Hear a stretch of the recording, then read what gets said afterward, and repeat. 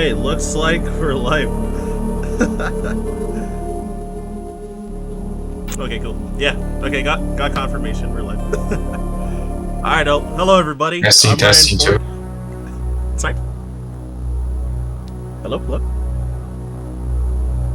Testing. Kyle, are you there? Yes, sorry. I just wanted to make sure my voice was on the stream. Oh, gotcha. Alright, yeah. So introductions. I'm RyanFord and joined here with Kyle. Alright, talk to the people. I'm a kinda new Metroid Fusion runner. I'm mostly into Zero Mission actually, but I offered to help commentate, so here we are. It's an honor to be able to commentate on really long-a-thon. I really love this marathon. Yes, sir. Oh, wait.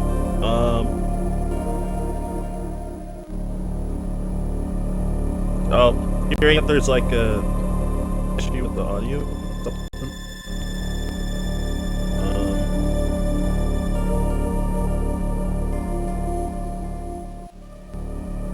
Okay, should I mess? I don't know if I should mess with anything or if Zell's got it. But are you still here? Still here, just afraid of talking because my voice apparently is kinda being loud right now.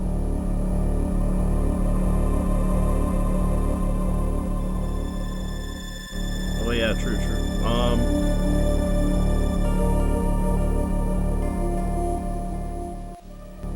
Oh, okay.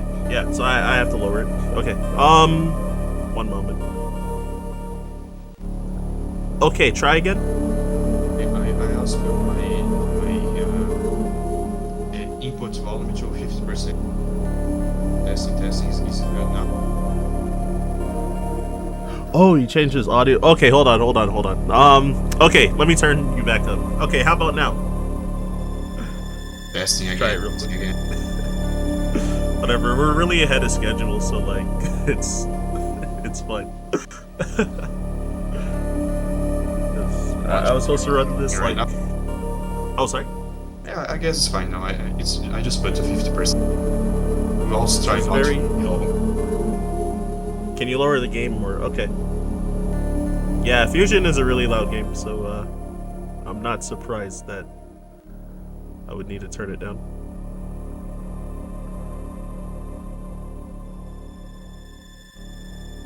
Okay. All right. Let's try and test everything. So, are we all good? Kyle, if you please.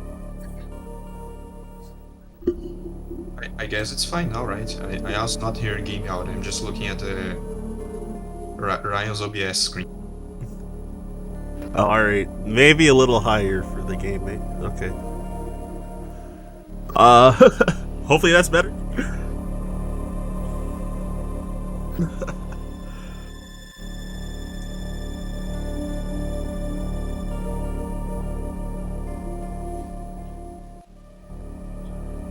Alright, I think it's good, unless if that was a previous message I read. So, alright, so to get the timer started, I'll count down from 3.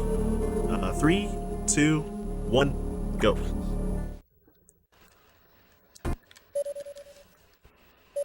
Alright, so...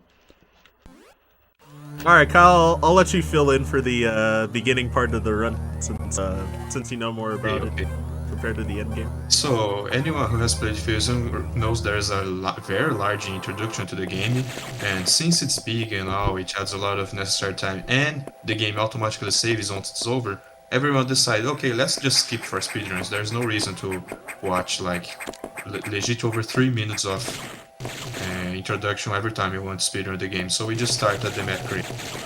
If Metroid Fusion ever gets submitted to really lots of lore, I guess we can watch the intro there, but it's not for now. Right? Hey, you can submit it if you learn Hundo. Or well, actually, whatever. The dialogue's the same in either category, so you can even do any percent if you wanted. So your very first mission in this game is to investigate this one room of the game where you just kill one enemy with 2 shots and abandon the room. lore-wise, it's actually kind of scary because you're starting to realize that something caused a really big explosion. But come on, it's a 2002 or 2003 game. I think we all know that it's actually caused by Samus RRLAT6 right now. You're stalking the game a little by a clone of Samus. And it's not random at all. There are like 3 or 4 portions of the game where it appears, including it's the second to last boss.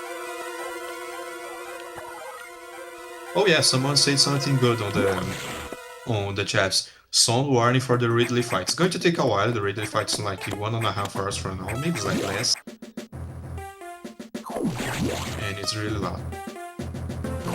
Yeah, it like peaks the the game volume even on like a Game Boy Advance. So yeah, get ready. I'm not sure how my volume settings are for the run, so. So right at the beginning, the game is introducing you to how you get items in this game. You actually get items via 2 different manners, and none of them is just collecting it from the overworld. You do collect expenses from the overworld, which we will do 100 of them exactly because this is not. But to actually get an item, the game just told you you're supposed to go to a data room, and from there you download the item.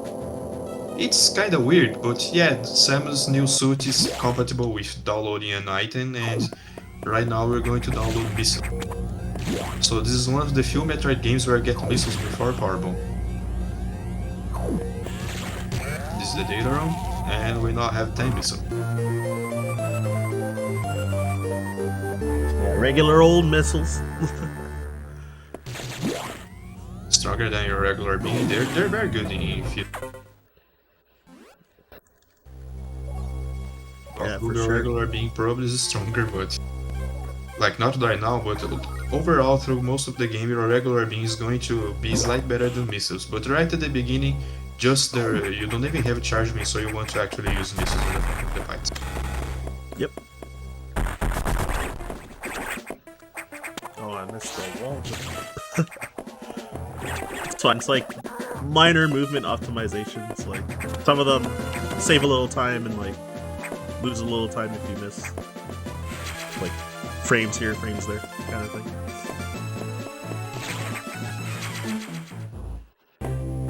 So, yeah, my only concern is that if I forget an item, because I think it's easy to forget something in Hundo, so we'll see.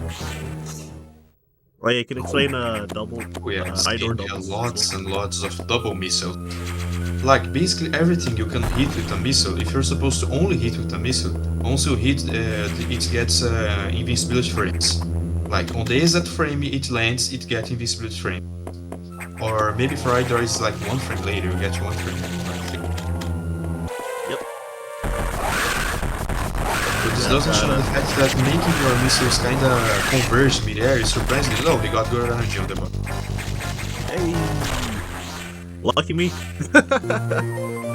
So he just got I kinda missed it actually, but he just got a double miss on the door before and on this boss. And that's the second way you can get items. You absorb a core from core X, that's the name, right? It's the core X.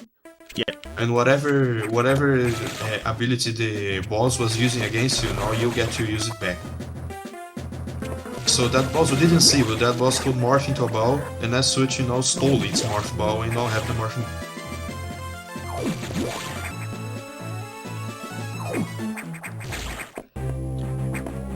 Yeah, exactly. How's that yeah, so the breaded butter?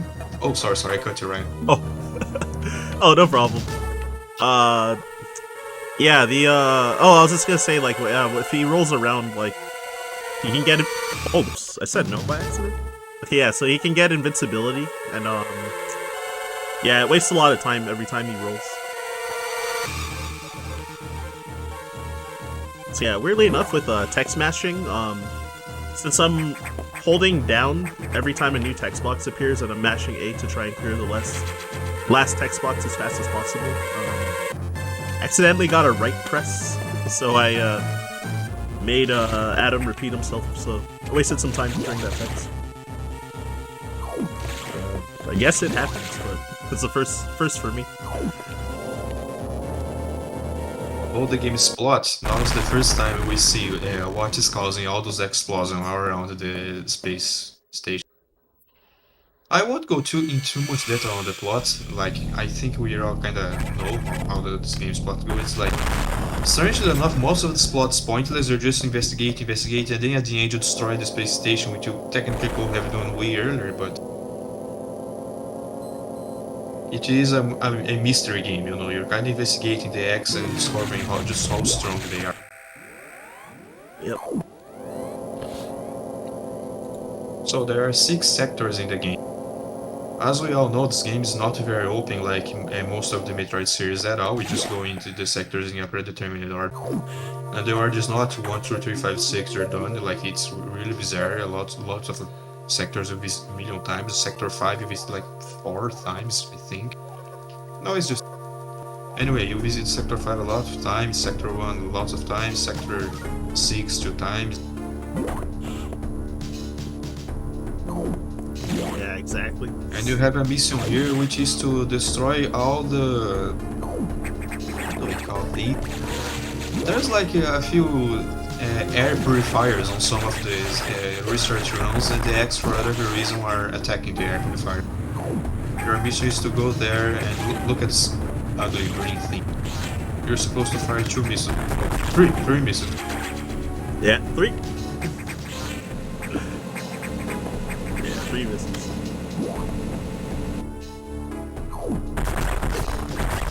Oh, that was fine, but little odd movement. Thankfully, we get quite a lot of energy tanks on 100%. Yep. It's like rare. It's kind of rare to die 100%. If you're playing any percent on the top level, you actually go to this game with very few health points. The avoid record for any percent only gets 1 in 10. And you technically can get 0 for this game, it works. But for any percent, at least once recommended, even at the top level. But for 100%, it's a far safer run with lots and lots of health. Oh my god, I keep climbing the legendary reach. What's that? Sorry, it looked like I was doing it on purpose, just because. Yeah, Ryan was trying to kind of wall jump from the deck. He just jumps away, and it's kind of a movement optimization. Yep.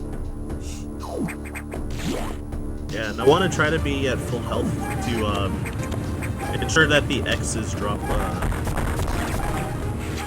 green X's for missiles. Something we can mention is, as you can see, through some moments he's expected to grab onto a small ledge and jump from there. But this game does have wall jump, which we're about to see actually. This wall jump is like Samus Returns and Dread, and unlike Super Metroid and Zero Mission, in which once you wall jump you are ejected from the wall. You can't just single wall jump in this game. Like, Tess can do it, but we're not going to details. You just can't. You cannot single wall jump in this. So sequence breaking becomes kind of impossible with that. Oh, to be fair, I think you won't be able to do it. Oh, there's an eye door again. Actually, I did not mention the first time. The eye door can open its eyes and be vulnerable, or open its eye and throw a beam. And it can throw like up to 4 beams between being vulnerable again. So this game is actually rather RNG heavy.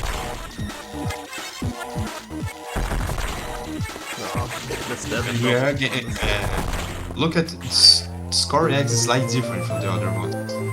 When the Core X opens its eye as opposed to being vulnerable to damage all over the place, that's because it's a beam Core X. And as you can see, we now have charge. Fusion is, I think, the only game in the entire franchise where picking up charge beam actually changed your uncharged shot. Your uncharged shots now. Oh, sorry. Oh, no problem. Yeah, I think you're right about that. That's what I was saying. I think it's the only one.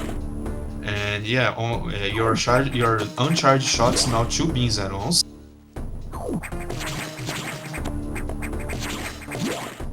And there's actually a kind of a hidden mechanic in the charge beam regardless. If you charge a shot and just shoot at a faraway enemy, it deals more damage. That's obvious. However, once you shoot the charge shot, a small animation plays coming right out of Samus' arm cannon.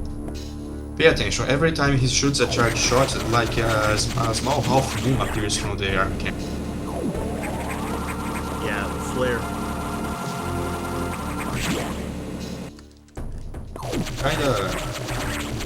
It's kinda hard to see, but this flare animation, this half moon, it's not just for show, it actually deals damage, and surprising a large amount of damage. So as a result, point blank shots deal more damage than normal. It's not the actual the actual shot that's dealing more damage. It's just this weird hitbox that seems just for show animation. It's actually not just for show at all. It deals a large amount of damage. So there are a few bosses in the game where you can just two-shot with this thing, which will normally require like 6 charged shots or something.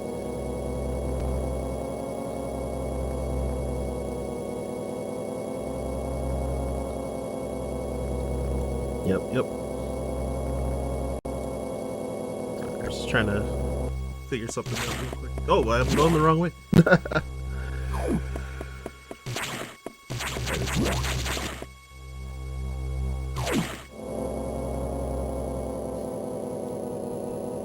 So now your next objective is to get the bombs. The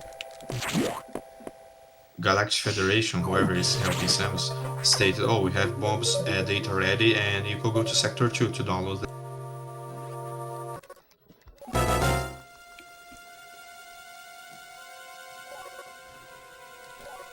One second.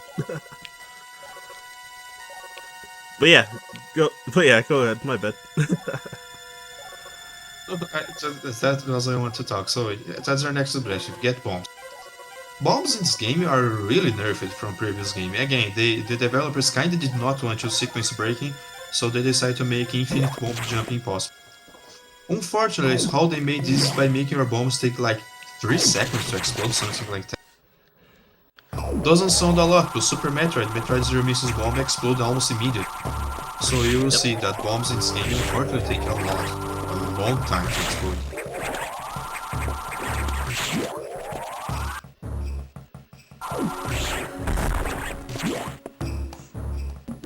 Yeah, bomb jumping's like basically it's not task only, but it's like it's like really hard to just get like even a small amount of height from bomb jumps. You can't do infinite ones either. Oh, another thing that works differently in this game are those colored doors. There are 5 levels of hatches from 0 to 4. Right at the beginning of the game, you can't even open level 0 hatches. They just are. You can only go through doors that are already open, that don't have a hatch. And then the game unlocks level 0 hatches. Sorry guys, I'm not a native English speaker. Sometimes I struggle. It's all good. You're doing fine though. However, level 1, level 2, level 3, and even level 4 door hatches you have to open by yourself. And again, the game kinda teaches you, oh, hey Sam, it's time to open these doors because you want to go through more sectors. So we just opened the blue hatch, the level 1. If you didn't do that, we just could not enter the data. Alright, good thing I didn't forget that missile, because I've occasionally forgotten that in runs, and it like loses so much time to go and get it later.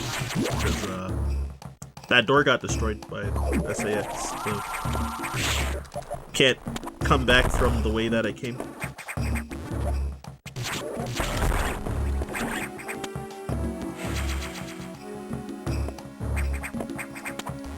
So this is just more item collecting.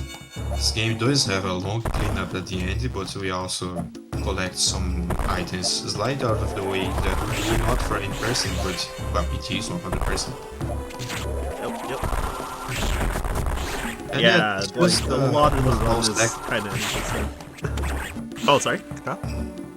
I was just saying, this is a minor morphball section, and again, we can see how sadly long bombs take to explode. Thankfully, And once you get bombs, you go through this minor morphball section, and then you don't use them that much through the rest of the game. Yep.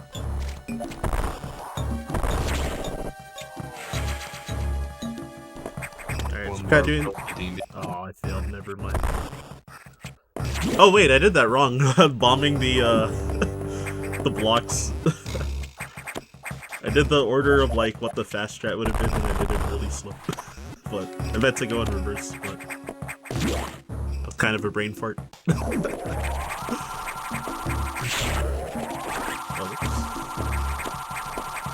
Okay, it's fine. Didn't get hit or anything. A little bit of sluggish. So coming up is I think the biggest RNG boss of the game. If you're familiar with Super Metroid speedrunning, you can definitely call this boss the Phantom of this game. Yep. Again, the eye door is already a small RNG problem. Let's see if it hits routines. Oh, that's nice. With the charge shot, again, it has to be point blank. We destroyed the eye door in just one shot. And then you get this RNG very ugly looking boss. It's very ugly, I hate to say it. Right? Yeah, the amount of jumps it does before it like opens its big mouth weird and be vulnerable to damage is random. I do not know the details, but like each phase has a determined amount of jumps that it can do minimum and maximum. So like I think that's overall good RNG. So, oh, that's ended. Once that section just finally opens after each jump. Yeah, that was solid RNG. It's like the second cycle was like the worst I could get, but then the third cycle was the best RNG, and first cycle was like second best, so it was like overall pretty good. I think I had how many extra jumps did I have? Like 4, I think, in total. So that actually wasn't that bad. Or not, I should even say it wasn't that bad. It was actually very good overall.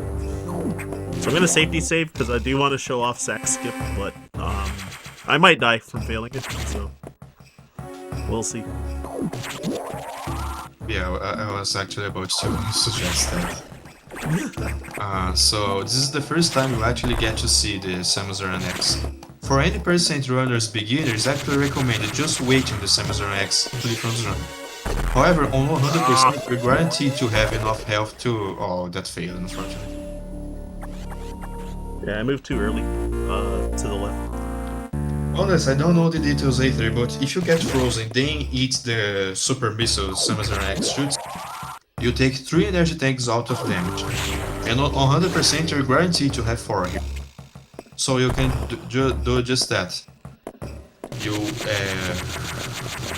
like lower Samus RRLAT6 shooting you, then oh, this is what's supposed to happen, it just doesn't shoot you again. I don't know why that one worked when the other one failed, because it looked the same to me. I thought I messed up the exact same way, but I assume I must have moved like a frame too early the last one. I bet. Yeah, if you're doing any percent at like a medium to high level, you do not have enough energy tanks to do that. And then it's kinda recommended that you just wait for Samus RRLAT6 to just run at the end of the run. It's not that bad. However, if you're like going for really good times, you can skip that SAX because I forgot to mention something. Yeah, the text Japanese. He just got high jump boots from that enemy that was the one boss I called very ugly, just jumping all over the place. Since it was jumping, Davis thought, oh, okay, now you get high jump boots as a reward. And in GBA Metroid, also get high jump boots, you also get jump ball. If you're familiar with Super Metroid, you probably know it as Spring Ball, you basically get to jump in ball form. So now we have Spring Ball, which in the translated version of this game, it's known as Jump Ball instead. And that's very good. As I said, bombs take forever to explode, but they aren't that used other than shortly after you get them. Now every time you want to jump in ball form, you just press A.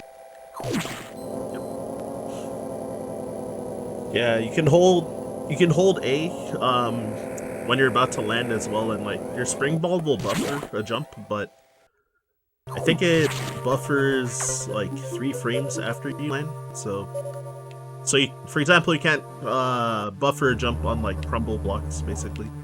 Even though you can frame perfect like jump off of a crumble block, but you can't buffer it with spring ball. This is actually a nerf coming from Super Metroid. In Super Metroid, you can buffer the spring ball to immediately jump out of crumble blocks and never fall.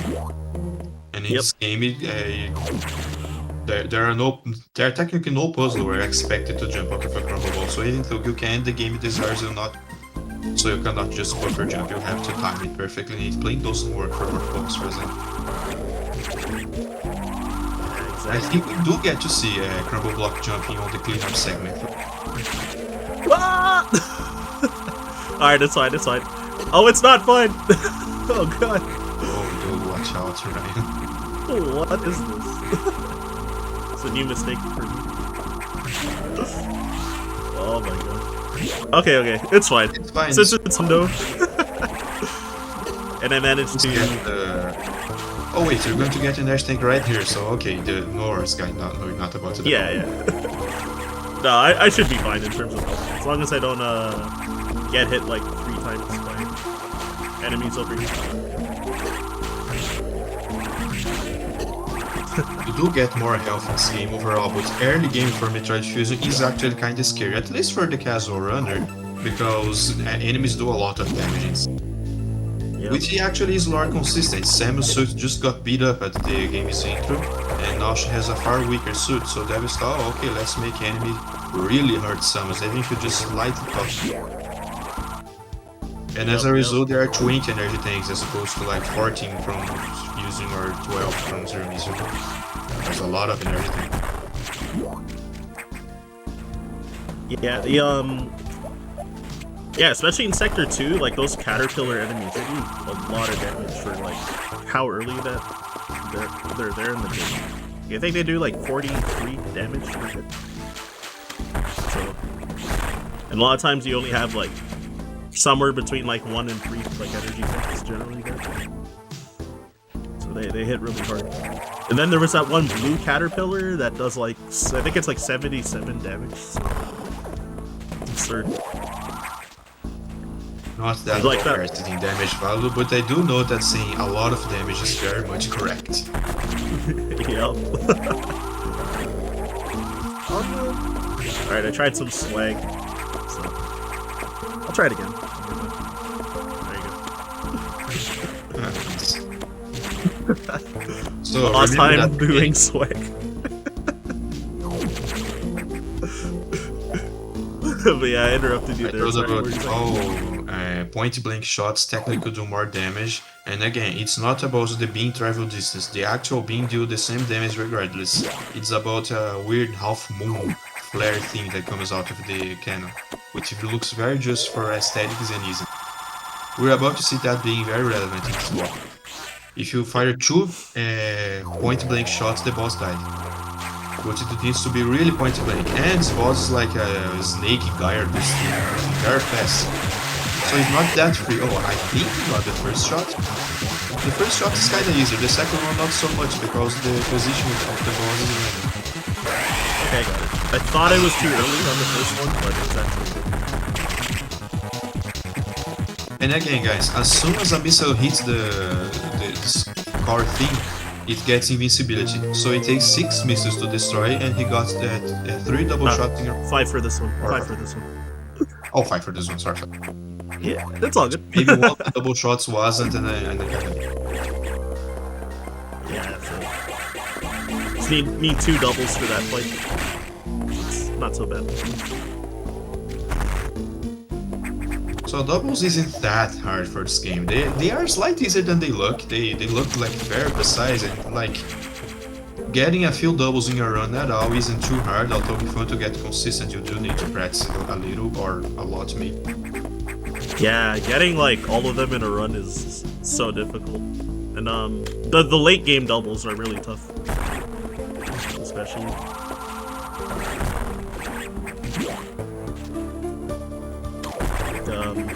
And since that boss was, as I said, a very fast snake, now you have the speed boost. one of the most well appreciated items for speedrunners in general because, well, it goes to speed. It doesn't need TV speed. Yep. Gotta go fast. Hey, you are playing with the blue character, right? Exactly. Yeah, so Hundo, there's this missile here, so you can't just shine spark back out to the right. Oh, about what's happening in the game lore, by the way, you're supposed to lower the water level because that boss was kinda thrashing all over the place, and as you can see there's a bunch of exposed wire. And well, the game actually has some real-life mechanics going. If the exposed wire touches water, the entire water gets electrified. So Samus' main objective was literally to just lower the water level, so the water stops being so dangerous. Yep. Yeah, don't mind me making gamer noises. Small mistake. And yeah, you do have to lower the water level to be able to return to the communication zone to begin with. Actually, some people did manage to go back without lowering the water level, and the game just glitches out. So we don't see this in speedrun, but it's kinda cool how it's possible. Not sure if Tazon. I didn't know that. That's so cool. Maybe it's Tazon, I don't know, it has never been done in real time, but like you enter this and it just say error, something like this. I think every Japanese message, it's error. Not literally error, but it's an error message. It's clearly an error message. And it's not like an I am error situation for Zelda 2. It's legit error. Oh wow, that's so funny. All right, I bet there's probably YouTube videos. I gotta look that up because, yeah, because there's like some frame perfect ways to store shine sparks where you fall from the air and press when you have your speed booster speed and you press down. For this sequence break, it's surprising it's a bomb jump actually, because there's a very high place where you come from there, and then you cannot reach there with the bomb to go back. But with that you can bomb jump, you then reach there, then go back, and again it's so big that the sequence breaking just kind of destroyed the game. That's really so funny. Yeah, the bomb block where I first entered in there from. That makes sense because it's so high up, so it's and you can't do single wall jumps as you mentioned earlier, so minus like tasks pretty much. So that makes sense. They probably like do a task like single wall jump to get up there and then exit through there. Oh, that's so cool.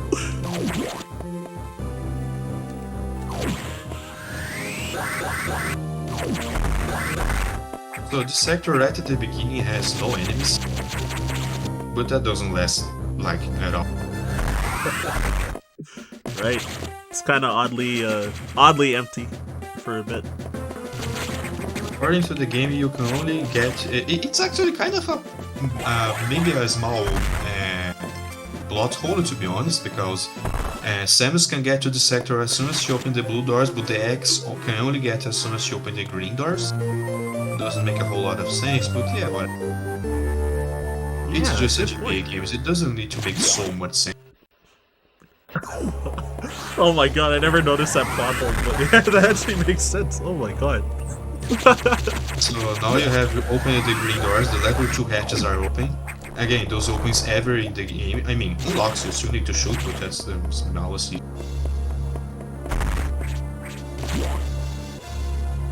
And now there are enemies in the sector, and you can go to the data run to get super missile. It's super missiles, right? Yeah. No, super fuck, oh, there's an unavoidable missile. Yeah, it's technically possible to avoid this missile. On the English version, you can just abuse some out of bounds shenanigans. On the Japanese version, a very precise chance where you can get you to avoid this missile. And surprisingly, this spawn. So if you avoid this missile and then change the room state, you actually lock it to 99%. So we're kind of obvious aren't going to do 100%, but to be fair, you never see that even on any percent. It's really hard to skip them with the shine sparking. There are 0% categories play on the English version where you just abuse some weird out of bounds shenanigans and avoid the missile. And then it's locked out for that. Yeah, One of the final bosses of low percent. Just avoiding that missile.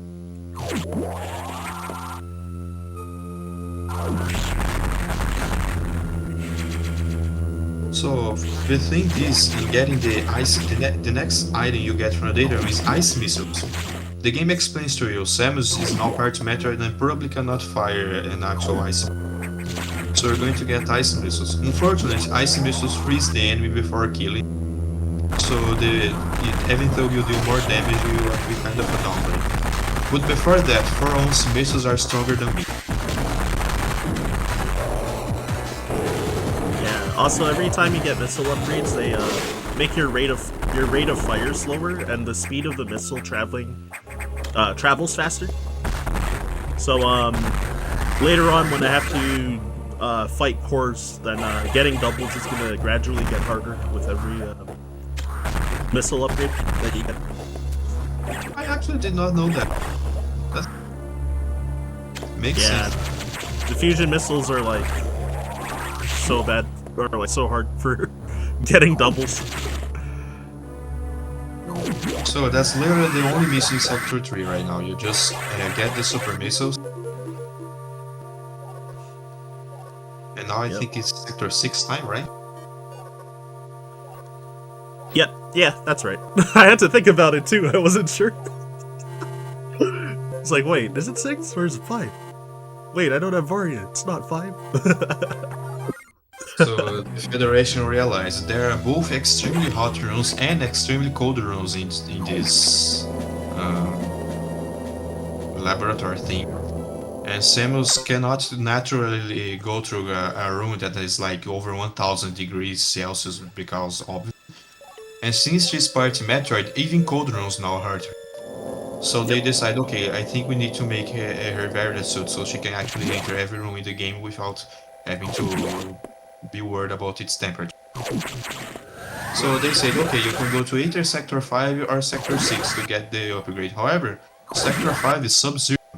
So it's kinda impossible to send Samus there because she'll end up freezing, trying to get the upgrade that stops her from freezing. Yep. So instead you go to Sector 6. The only objective is to download the various suit here. Then we are ready to go to Sector 5. Yeah, and part of the story, since we unlocked the level 2 security, then the X's from Sector 5 became cold, and they moved over to Sector 6 as a deliberate attack to exploit Samus's weakness before she can get the Varia suit. So there'll be red. Game is. Oh, sorry. It's not red. Sorry. There will be blue X's that will yeah, if I absorb them, then I'll take damage. It does a lot, like around 70, I think. But once again, Varia suit kind of a plot point because the X's are a very survival-based species. They don't want to like go extinct at all. However, the blue X's are straight up kamikaze into Samus. Like they die as a result, but they still do it because they want to damage Samus. Yep. So we are starting to learn on the plot how much the X's are think collectively. They aren't about their personal survival, they're about the species survival. And if dying means better species survival, they just will gladly kill themselves. So it's kind of a plot. Yep. Second encounter with the Samus RRLAT6. Yes, sir. I actually not entirely sure how this goes for 100%, so Ryan have to explain this one. Yeah, your choices for the skip is the same as any percent, but I'm gonna do a safe one where I'm gonna let SAX walk a bit, and then I'm gonna shoot to get its attention, let it jump over me, and then just run. It's really safe doing it that way. If you want to be risky, you can like jump over the SAX immediately, and but yeah, it's like pretty dangerous, like somewhat dangerous, because like you take like 2 hits without dying, but it can be dangerous if you mess up your movement and get like frozen a bunch of times. So Yeah, let's play it safe since it's like barely slower to do that strategy. And here we download the version. So yeah, this is actually a minor plot twist that I don't think gets too relevant later on, but the X apparently can download data into their bodies. And now you have a Core X that has the various suits. Yep. So this one can only be damaged by, or the Mega Core X can only be damaged by, what's it called? Charge beam. The charge beam. So you have to try to damage the important ones. I think you can use a missile to destroy the weird orbs circulating it. I think so. I think you're right. I'm not sure right now. Well, regardless, now I have various suits. It's not very pretty looking in this game at all. That's a nice comment. The X pirated my suit upgrade. Well, did straight up kill them as a result. And yeah, now you can absorb the blue X. I think they recover 30 health. Yep. So it's like 3 times as much as the yellow.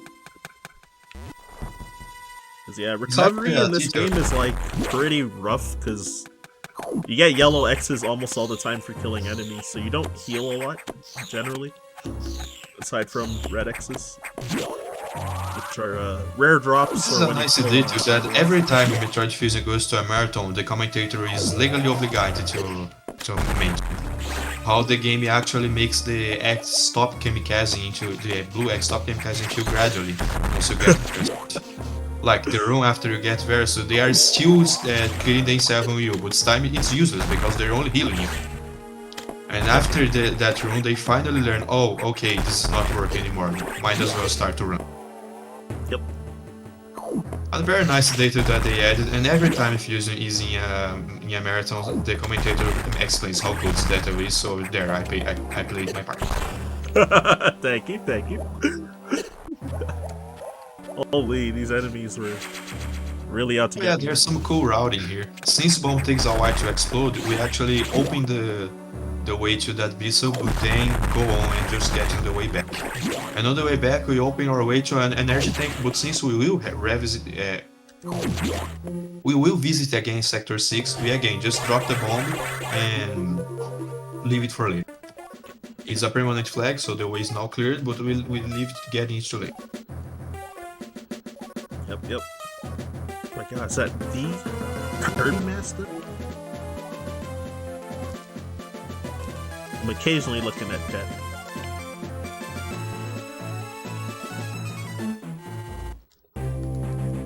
Oh, also, I have no idea how much time Japanese saves over English with the text.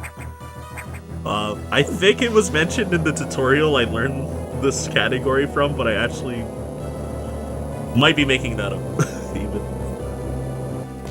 Either it's in there and I forgot, or it's not, or it wasn't mentioned, or it wasn't mentioned.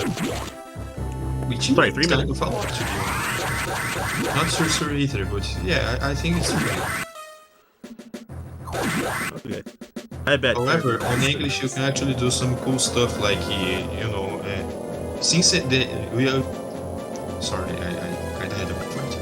So the Japanese release of this game is a later release. We often think of Japanese games as the first version, but for Metroid Fusion and for quite a lot of Metroid games, the Japanese version is released later than the American/European version. So they actually fixed some out-of-bounds shenanigans that you can perform, but runners often do not. It's far safer to play on Japanese and have the automatic time save for text rather than play on English and have the in-game time save because you can do some minor out-of-bounds shenanigans. And still lose real time because text. Yep. Yeah, I haven't learned the memory corruption category, but I assume that's in English. I don't desire to do it ever. It's kind of cool how this game does have memory corrupt, but I think very few people really are interested in playing it because, well, you're just kind of skipping the game in a weird way. Yep. I I remember there was a Discord conversation about how to handle that waiver there recently, so... Yeah, I got the bad RNG, but yeah, just reacted while I had my beam charge. So notice how cool it is that you have a kind of a weak beam. The charge beam, as I said, is already stronger than the base beam, even though we don't have charge. However, we have a very strong missile on our hand. But unfortunately, it's about to go away. Yep. We will now unlock the level 3 doors and get the ice missiles. Again, I say the game explains, oh, Samus probably cannot handle an ice beam right now. They don't even try to send her ice beam game. And say instead we'll make ice missiles, since missiles technically aren't energy coming out of her suit, but just an actual projectile. You probably can shoot a missile that happens to exploding. Yep. Yeah, currently super missiles are like slightly, they're slightly stronger than a point-blank charge shot. Just by a bit. No, I didn't shoot that. So, ice missiles do increase your damage output, this is like good on bosses. But unfortunately, now any enemy that will die from a super missile now gets frozen instead. So we're kinda back to shooting the weaker.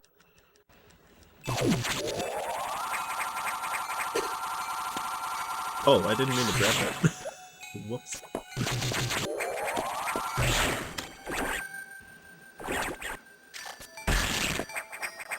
Funny puzzle here. This is actually really cool for this game. There are some puzzles where you need to kill an enemy and actually wait for it to respawn as opposed to immediately absorbing the X. If you absorb the X, then you cannot solve the puzzle and have to restart the room. It's kinda cool casually, although by the time you're speedrunning 100% the magic's lost, so you already know the solution. It's like, if you forget, it's like so annoying. Oh my god.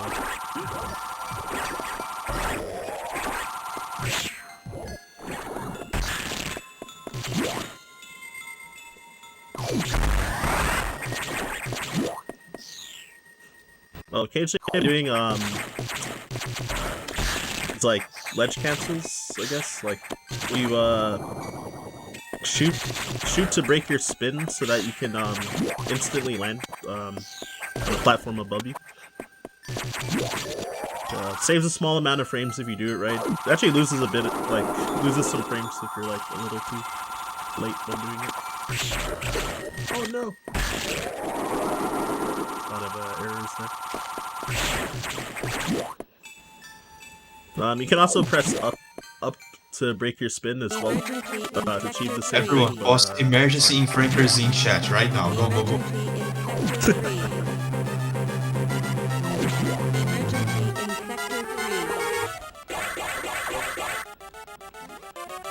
Alright, spam it, chat.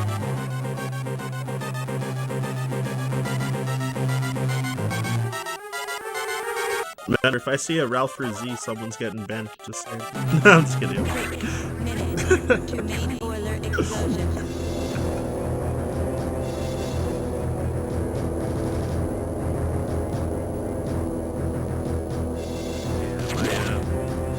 hands and feet are really cold, so I'm gonna try to turn up my space heater. Try to turn on my space heater while the elevator is taking forever. Oh my god, tell them. Get them out of here. You love all kind of dogs here.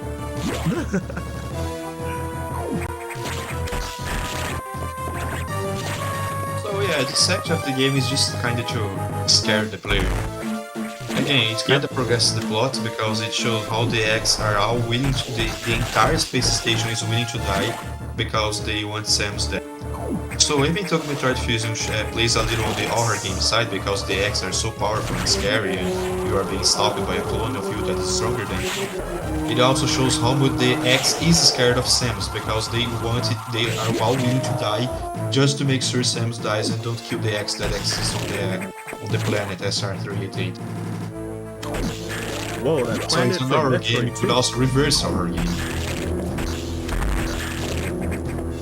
That was a little sloppy, but it's chill.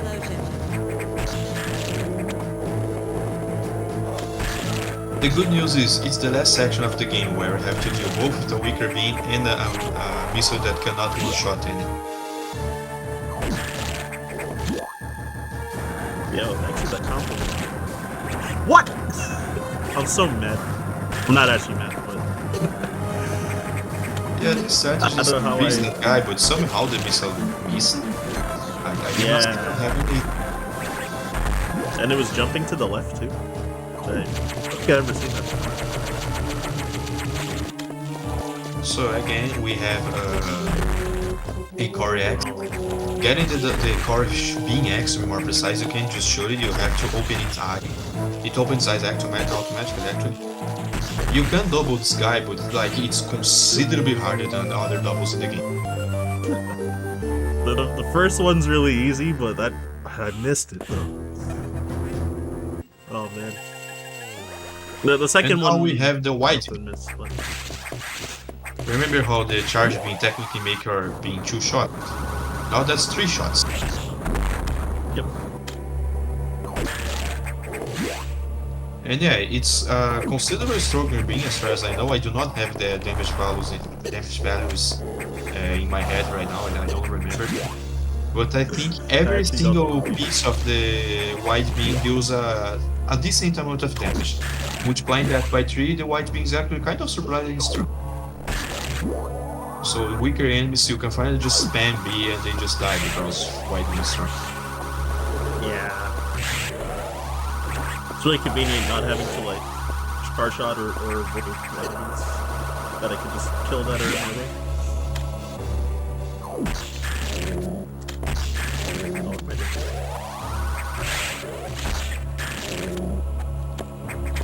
Alright, that was a little bit of a suspicious movement there, but I made it work. Among Us. So as always, after you finish the main mission and get your upgrade, we just have a long way back into the communications room. Yep.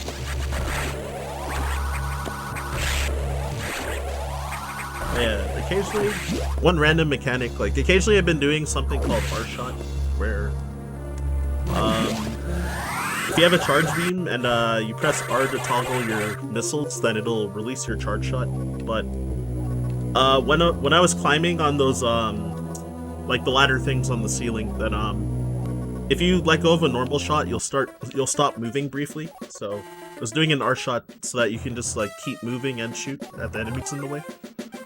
And occasionally when jumping, you can also what am I doing? You can also R shot to not break your spin when jumping as well. So you can. But unfortunately, this mechanic was like fixed in Metroid service, and if you have a charge shot and press R, your charge shot just disappears. Yep. Yeah, it's a sad nerf. This segment is actually kind of a briefer for the player. Like you just went through a scare where you had to go very fast to avoid the station explode. And now they thought, well, okay, we have scared the player. Let's make them let them relax for a while. So you have to return to the main part of the station. But despite being the main of the station, it's really rarely seen in the actual speed. Oh, not so rarely. Let's return here for Yakuza. Yeah. And we get to save the animal. So those animals that I think they're very famous in Super Metroid speedrun right now, to the point I'm very scared of the jokes. But yeah, for this run we just straight up have to save the animals. And unfortunately it's actually kind of annoying because there's a surprisingly large amount of RNG involved. You think, oh, there must be no RNG, the animals just are saved, and actually how long they take to actually get out of the place you're stuck on is right now. Oh, you got a nice shine spur. Thank you. Yeah, there's a certain position setup that's good for it. So here, I'm not sure I explained well beforehand, but how long it takes for those blue monkeys to get out is... It's not that bad, really but good RNG. it's enough. Yeah, that was fast. Sometimes you do lose like 2 or 3 more seconds from I think that's the second best I've ever had to run. They're usually really slow on average. But Occasionally, like, might get lucky like that.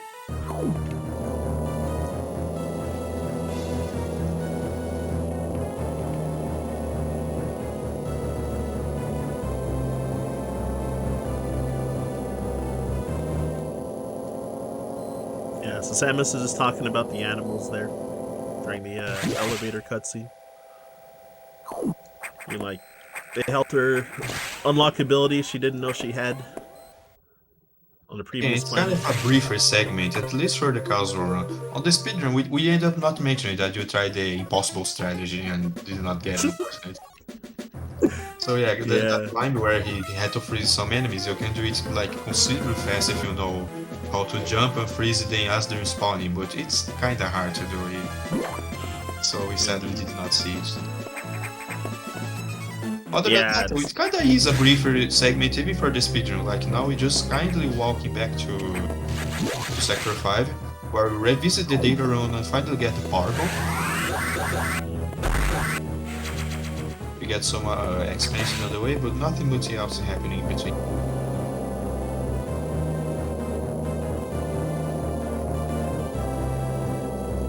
yeah. Grabbing this power bomb is a pretty short segment.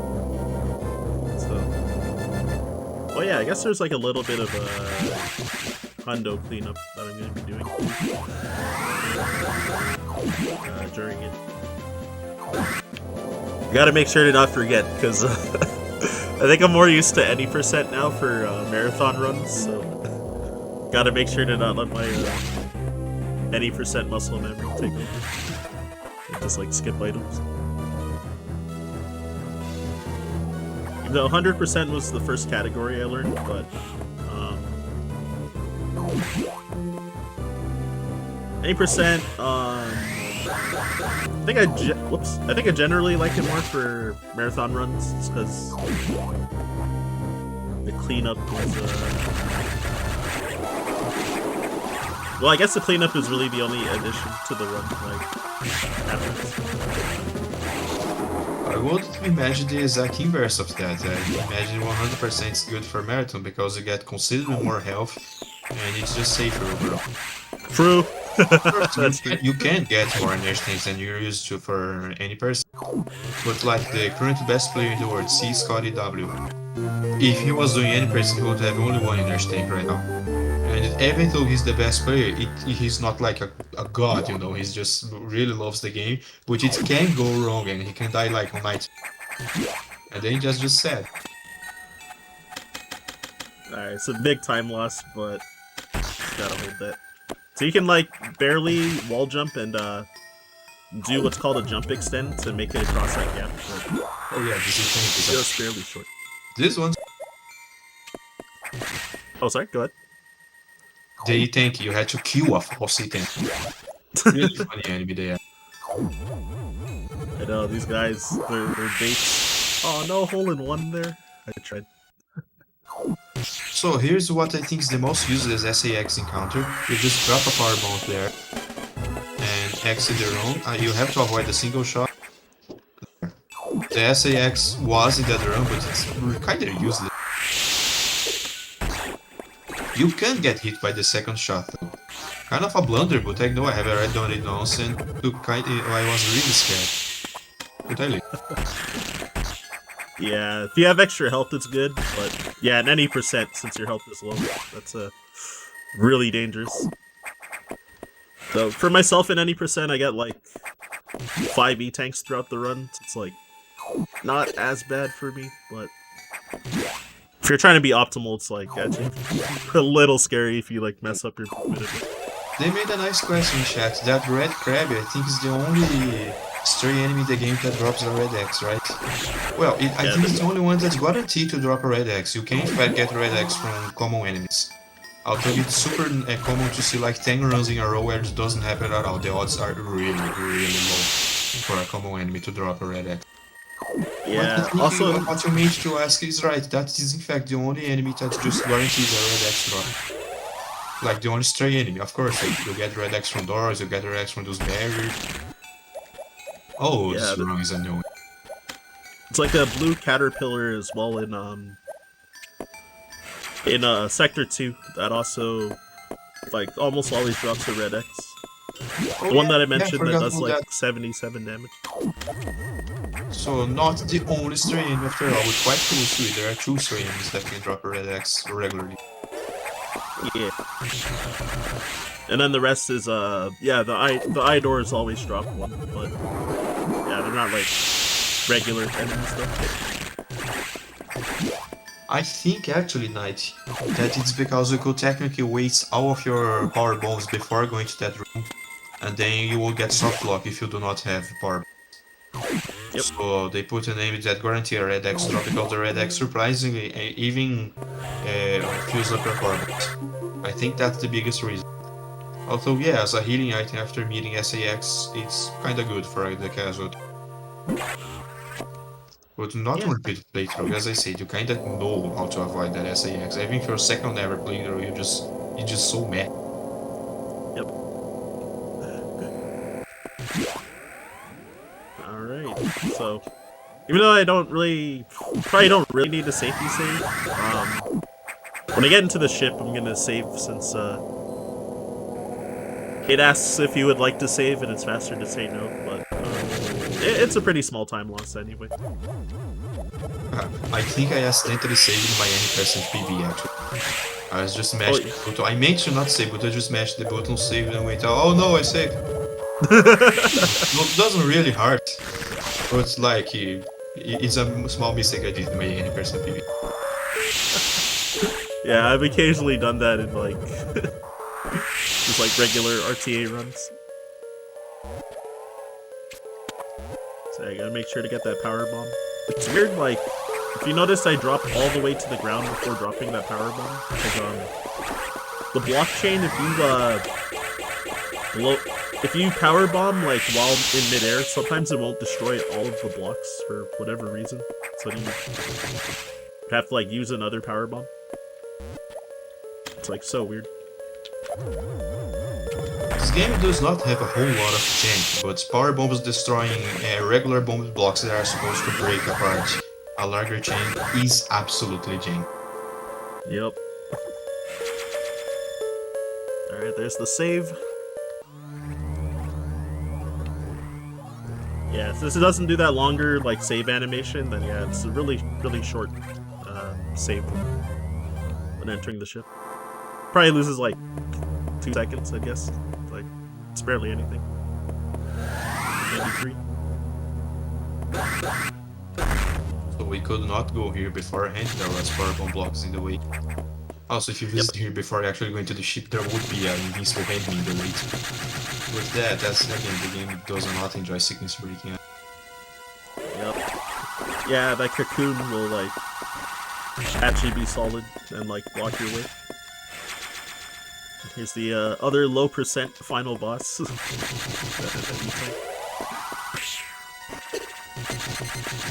That I think is obviously not meant to be unavoidable, but just jumping over it is actually kind of surprising. And you can tell why, it's just that you have small... Yeah, exactly. It's like a very narrow room, so it's like difficult to like jump over it a little bit.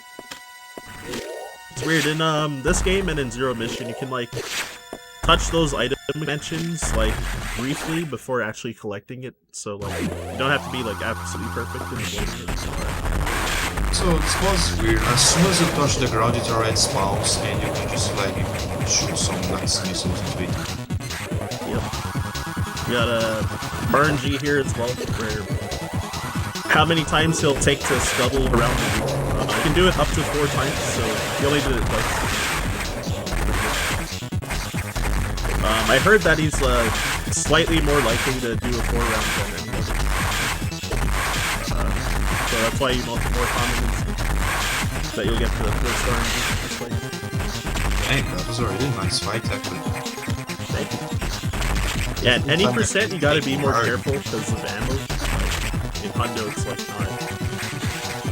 You could go a lot more berserk with your missiles because you have so much ammo at this point. Yeah, that's a nice.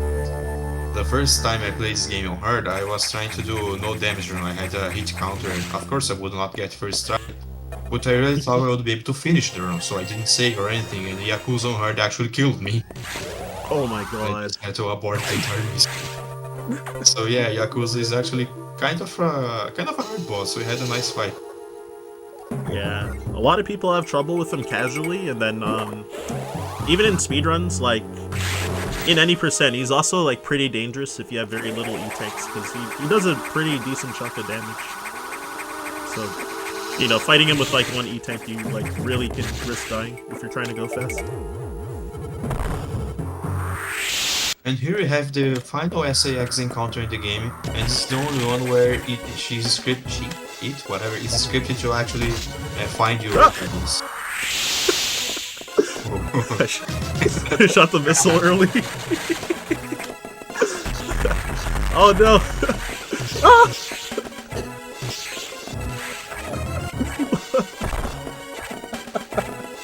Okay, well, that did not go super well, but okay, it's over. SAX encounter is over. Yeah, this SAX screw attack really can, even if you have various, it rips through your health. yep. So we were hit once, and look at how bad we're doing. I didn't destroy all the blocks underneath too, and I like missed that missile shot on the one missile block. So from there it got a little scary, but since it's Hundo, I wasn't too worried. If there's anyone watching this thinking, oh, I'm kind of interested in learning Metroid Fusion 20%, for your first few runs, do not be ashamed of going all the way to the left where you can escape the SAX safely, as opposed to trying to go to very fast to the where you can actually escape for real. You eventually learn it, but on your very first few runs, don't be ashamed. It's actually a legit strategy to play safe. Yep. Not for 100%, though. 100% you do have the energy to just tank out incoming attacks.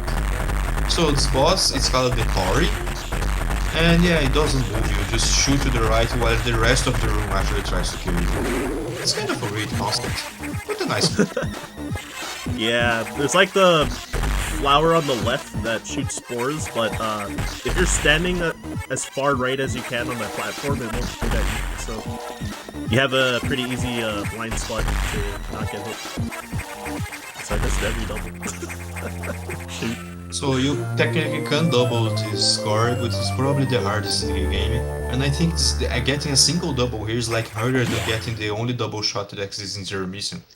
I imagine it. So for this boss, it's kinda expected. We do not see a double at all. Yeah, I have trouble. The plasma.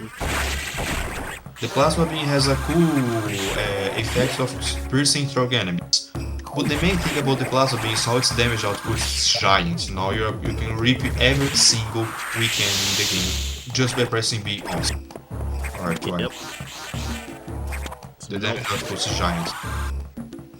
Yeah, it's like... And it's actually compatible with wide beam right now. So you also get plasma, you shoot 3 plasma beams at once. For whatever reason, we all know that in Super Metroid you cannot activate Spacer and Plasma at the same time. It's a really weird decision, I guess devs kinda could program them together. And if you do activate them together, what you can do using a glitch, you just break apart the game. But that's just another side.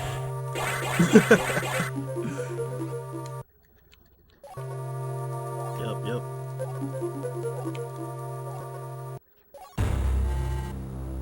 So the mission that was happening right now is that the actual X as a whole kinda shut down the power to the station. And we have unlocked both the space jump and the plasma beam in the way to turn it all back.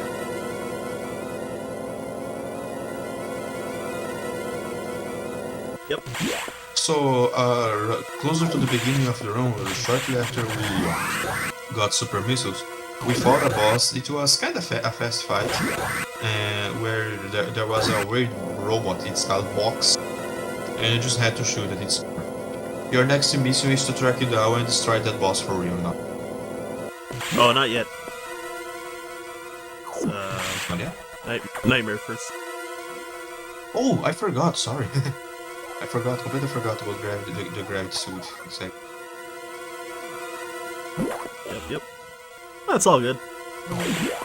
So many times There are not so many times, but like, there's been like 3 times in runs where I went the wrong way, thinking the exact same thing that you did, and then try to go to Sector 6 instead of 5. Even at high level, forgetting the Metroid Fusion route is surprising. Like the same people that get the weirdest frame perfect double shot, very risky movement, sometimes forget the route. The game is just cursed. Right? Yeah, usually there's numbers in the background on the main floor that tells you which sector you need to go to, so now I try to look at it if I forget where I'm going. Especially if I don't have my split. It's a good app in general to get. Yeah, exactly. In Sector 5 in particular, it's so common to unlock the yellow door and forget to actually collect the ice missiles and just go back to the emergency to Sector 3 section when then the emergency doesn't. That's even the world record for hard mode almost commits this mistake. Almost. Scotty goes to the left in the room and they no, let's not do this and go back straight. Yeah, my first any percent run. Hard mode is less optimized than other categories, but it's kinda cool how even there it happens. So if you're speedrun Metroid Fusion and forget the route, do not feel bad. It's a thing that happens. We're all human. For this game in particular, it happens all the time. Yep. We're all human. Mistakes happen.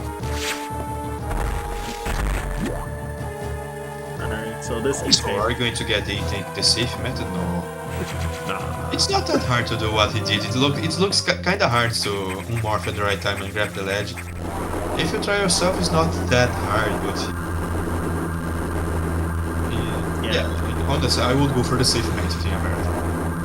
Yeah, if you try to unmorph too close to the ceiling, you won't unmorph. So you just gotta unmorph when you like touch the first crumble block, basically. So it's boss called Nightmare. It probably was made to be the hardest boss in the game casual.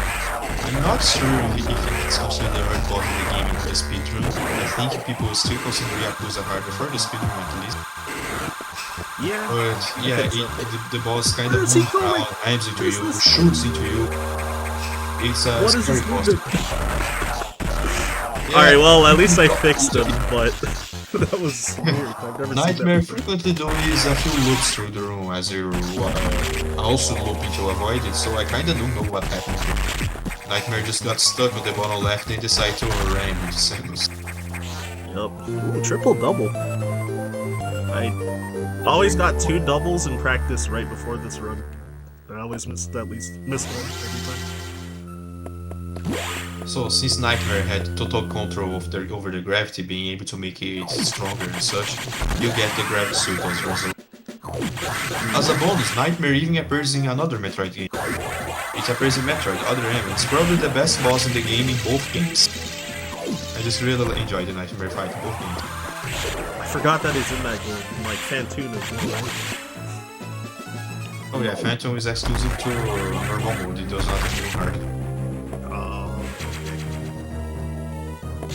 Kind of rigged this season to exclude boss game and hard and you end up losing the Yeah, that's so odd. Yeah, I don't like that, but that's so weird.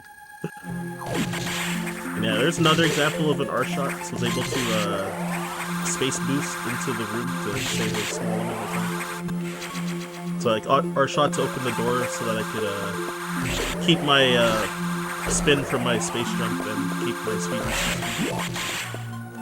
And that's called the worst room in the game, because like those enemies, they all move at random, they shoot at random, so it's like hard to like cleanly get through that room in general. Or sometimes it's like I didn't even know that. As I say, I still need to play 100%. I'm more familiar with 20. I'm only familiar with 20% actually. That's fair. Yeah, we're getting close to some of the cleanup. So yeah, there's a bit of items over here. But yeah, it's definitely not as hard as like worst room in the game in Super Metroid, like North there. But yeah, this game, that's the one that we call worst room in the game. And I've got level 4 security. For all reasons and purpose, every door in the game is unlocked. Noticeable, you're not told by that AI thing that you're talking about, that they're talking with you through most of the game to actually unlock level 4 door. You just kinda are sequence breaking in game, in universe. Yeah, exactly. It's like, yeah, you don't have authorization to unlock this level of security, but Samus don't care. And yeah, just cleaning up some stuff here because I'm never gonna come back to this area after I leave.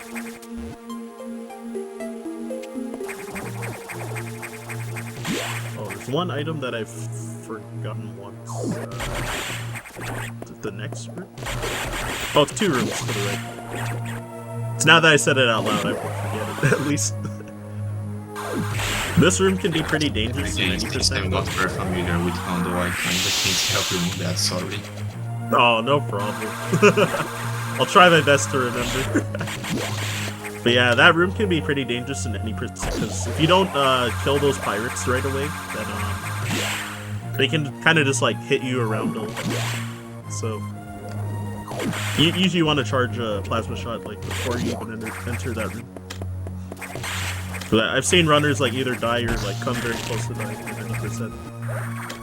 Often from like not attacking those guys quickly.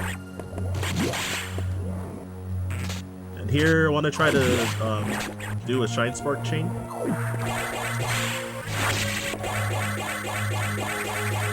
So I want to try and keep this Shine Spark. Oh cool, I got it. So you can break these speed blocks here to get this power bomb. Otherwise you'd have to drop down to this bottom floor and then go all the way to the left to get another speed booster and then Shine Spark straight up again. Get that. You lose it. Which, yeah, I think it loses like 10 to 15 seconds if you don't do what I did.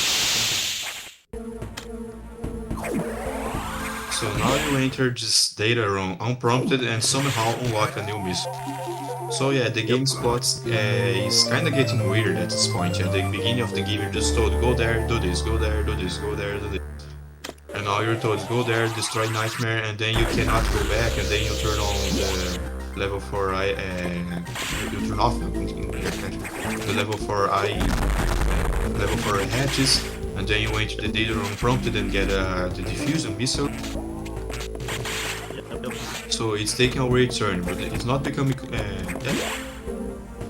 I don't think it's becoming like bad. It's not like people say, oh, it's confusing. It's purposefully going weird because you're no longer doing exactly what you're told to do, and you at this point already know that there's something fishy going on with the Galactic Federation. So it's kind of cool if that sells a secret streak. Samus doesn't take orders from nobody. Yeah, my first marathon run that I ran this category, I forgot to get those last 2 items there, so it was pretty good. So it's kind of etched into my mind, so made sure to do that little detour to get that power bomb. Since when you go to Sector 4 the first time, then you don't have power. It's like way before you get power bombs, so you can't get that one power bomb capacity upgrade there, or power bomb tank.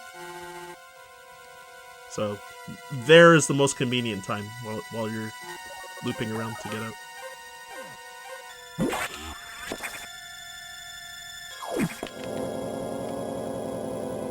So what I had originally said, I forgot there was the holograph suit segment. Now the AI tells, I don't even know how you have diffusion missiles, and please go to Sector 6 and track down the security robot called Box to kill it. And noticeably has been infected by the X somehow. I guess it was our organic security bot. So its actual name is now Xbox, without the name of a video game, but it's unironically Xbox, the name of the boss. Not a speedrunner's nickname. The boss is literally called Xbox. Yep. So they're trying to keep my space boost again, just to save a small amount of time.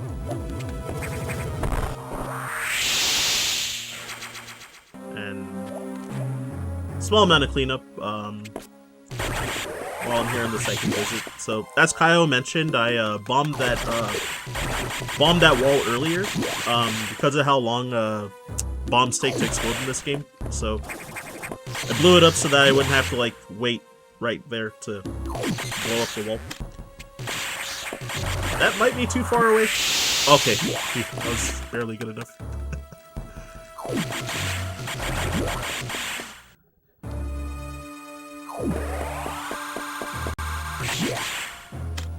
Yeah, so these puffers a lot of times get in the way, so...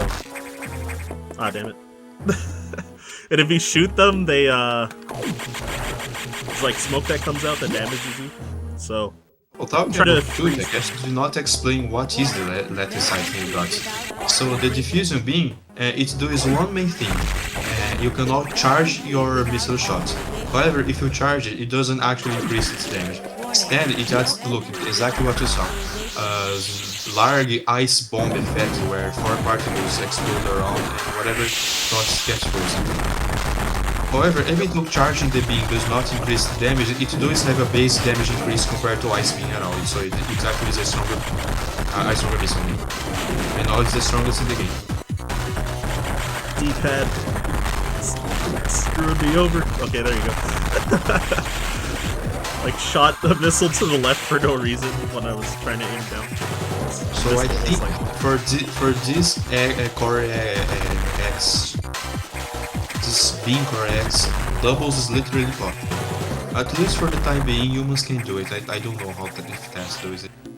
Yeah, it's TAS. Wait.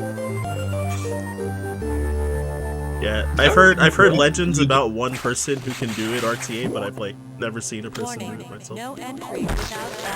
But in the TAS, they shoot the missiles like upward from the ground. It's like pretty well.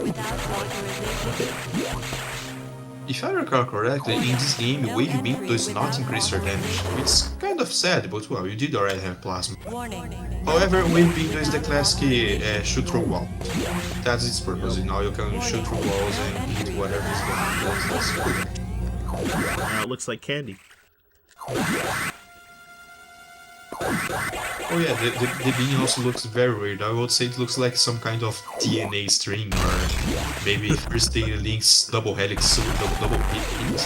Helix? Yeah. I don't know how to pronounce it, but it looks like the first data links from Majora's Mask Sword 2. Oh yeah, the helix sword, yeah. Yeah, I know what you're talking about. I don't know why is the wave being weird looking insane. No Metroid bonking at all, very So that's the second escape in this game, and I guess it's kinda easy to tell what's going on in the storyline. It turns out the Galactic Federation was breeding Metroids. Yep. So there's a bunch of babies in there, and since the Metroids are... Oh, go ahead, sorry. No, you can say I was comment. I thought you might have cut out for a second, but I was trying to fill in the space. Okay, yeah, so, yeah, basically the baby... Or sorry, the, X... So the Metroids are the X's, natural enemy, so... Once we unlock level 4, or unlock the restricted area, then the SAX got in and started attacking the Metroids. Because it's their, natural enemy. So... We're able to destroy that section. Kind of a minor but surprisingly important plot point. If we put in the same room Samus, Metroids, and the X, it's a no fact that the Metroids and the X immediately go for each other's throats and basically forget Samus even. They really hate each other. And for the most part, the Metroids win, since they were literally bioengineered to always win against the X. Yep. So yeah, the SAX saw a bunch of Metroids and its instinct was shoot. And every time there were larval Metroids, the SAX died in the process. Yep. So that's pretty much a major L for them. Right. So yeah, another one of those puzzles where you gotta kill a bunch of kill enemies and let the X form another enemy. All for this one power bomb. So we're going right now to Ridley. It's called Neo Ridley in this game, I think. I don't know why the name is just Ridley, basically. And yeah, and I'll give you an unironically warning that the game makes really loud screaming sounds during the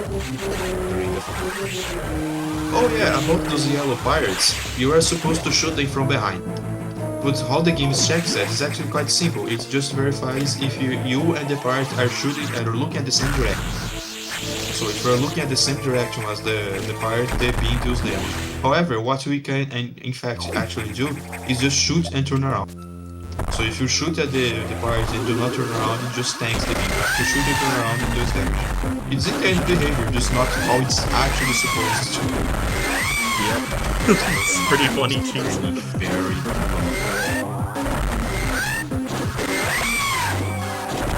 Doesn't really matter if I get grabbed.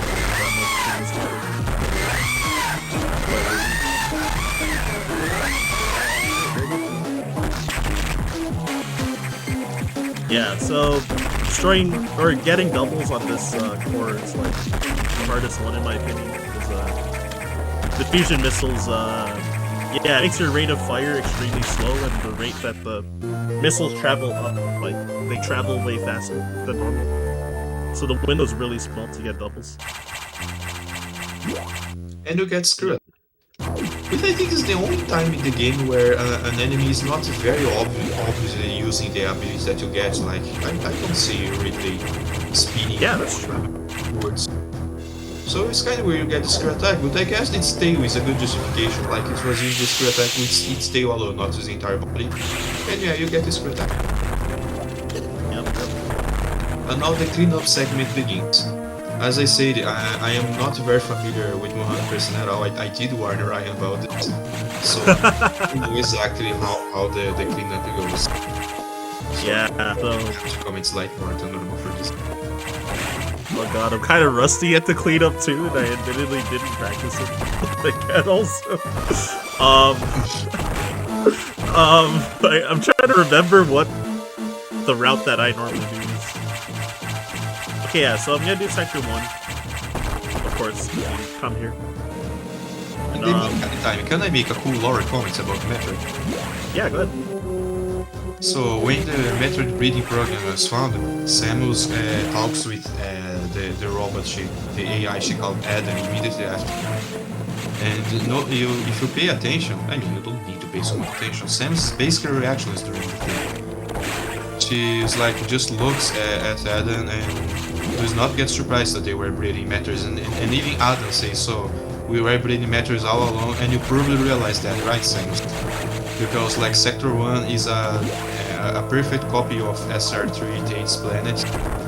So even though the player should be surprised that they were breeding Metroids, it's kind of implied that Samus is not.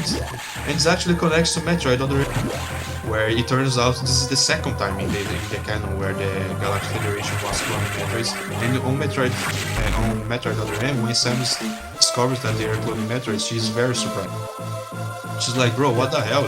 You're not supposed to be creating bioweapons, and she screams at her superior and something. Like, she's very surprised. And for this game, she's like, oh, you have already done it else. I wouldn't be too surprised with that to me again.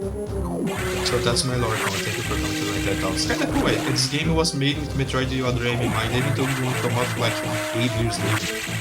I get some people not like Other M, but it's I think the amount of detail is cool. I agree. Yeah, I didn't even know that info since I'm one of those people who never played Other M. Or well, I played up until like the second save point, and then I was like, alright, I'm done. Yeah, again, I get some people do not like Other M, but this is a data that is like very consistent. Samus gets really surprised that they're cloning Metroids in Other M. And then in this game she has a very stoic, yeah, you have already done it else, I imagine you were doing it again. Yep. So yeah, the cleanup section's like roughly about 20 minutes long, and hope I haven't forgotten anything. I don't think I have though. This room we call Baby's first wall jump, because normally you're supposed to do wall jumps back and forth along the wall, but yeah, since we have space jump, then we you can't wall jump first off, and secondly, it's just faster to just space jump up there. And here, there's actually a better strat than the one I'm gonna do. I think it's called like 2016 strats, where you can do so the space boost I mentioned. You can do that and constantly like space jump with the speed booster. So that you don't have to like bonk into the wall when you do the shine spark. So it saves a small amount of time, but it is optimal. And, I haven't practiced it lately, so I figured I was gonna. So yeah, gravity suit lets you not only walk in lava without feeling the slowdown effect, it also doesn't hurt you in the sand. But in my opinion, it still hurts your eyes because it's very orange. I know. I had to squint just now. Why did you collect the card on the left? I'm gonna go back into that room. Ah, okay. So, yeah, because I was coming over there to get the, just to get that missile pack, and then come and go to Sector 3 from here. So it's, I don't know if it actually saves time to grab it after, but I don't know. When I was watching, other runners, then usually they go there first and then go back. If they do that route, getting that item. Because alternatively, I could have grabbed that missile in Sector 2 on my way out. On my way out of Sector 2 after beating the Tori. Way back. That's also an option. So I think that's a little slower than to grab it there. I think there's one more route that's a little faster. And then yeah, space boost here, or you can space boost here as well to save a small amount of time instead of shine sparking there. But yet again, I just didn't want to lose a bunch of time to save like less than a second, or to try and save less than a second.